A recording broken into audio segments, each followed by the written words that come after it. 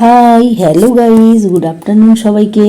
তো আমি একটা নতুন ভিডিও নিয়ে তোমাদের কাছে চলে এসেছি বন্ধুরা। ঘরোয়া পদ্ধতিতে কি করে টক দই পাতা যায়। আর এই গরমে বন্ধুরা টক দই কিন্তু খাওয়ার পাতে মাস্ট। তাছাড়া টক দই প্রচুর ক্যালসিয়াম থাকে, টক দই স্কিনকে ভালো রাখে। তো আমাদের উচিত এই গরমে পেটকে ভালো রাখতে গেলে রেগুলার বেসিসে টক দই খাওয়া। তো সেই জন্য ভিডিওটা তৈরি করেছি বন্ধুরা।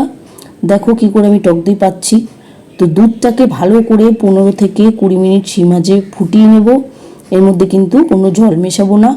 আর একটু দই আমার ঘরে কিনে রাখতে হবে, যে দইটা দিয়ে আমি টক দইটা পাতবো। তো দুধটা যখন ঈষৎ উষ্ণ অবস্থা হয়ে যাবে তখন আমি ওই টক দইটা, কেনা দইটা আমি মেশাবো। মিশিয়ে দুটো পাত্রে ভালো করে ঢালাবোড়া করব।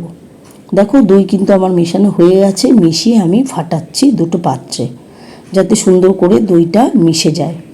এবার আমি এটাকে, এখন ধরো 10:30 বাজে, আমি বিকাল 6টার মধ্যে কিন্তু আমার দইটা পেতে যাবে। আমি এটাকে একটা ঢাকনা দিয়ে আর মোটা একটা টাওয়াল দিয়ে পুরো ঢেকে রেখে দেবো। দই পাততে গেলে একটা টেম্পারেচারের দরকার হয়। তো গরমকালে দই পাতাটা খুব ইজি হয়, শীতকালে একটু দেরি হয়। তো বিকাল 5টার মধ্যে কিন্তু দইটা আমার রেডি হয়ে যাবে বন্ধুরা।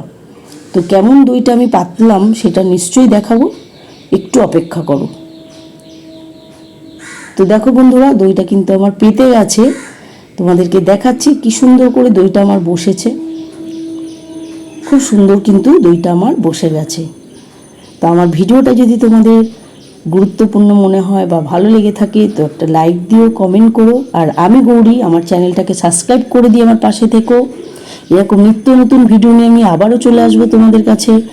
তো তোমরা সবাই ভালো থাকবে, সুস্থ থাকবে, নিজেদের শরীরের দিকে নজর রাখবে এই গরমে। তো টাটা বন্ধুরা, বাই।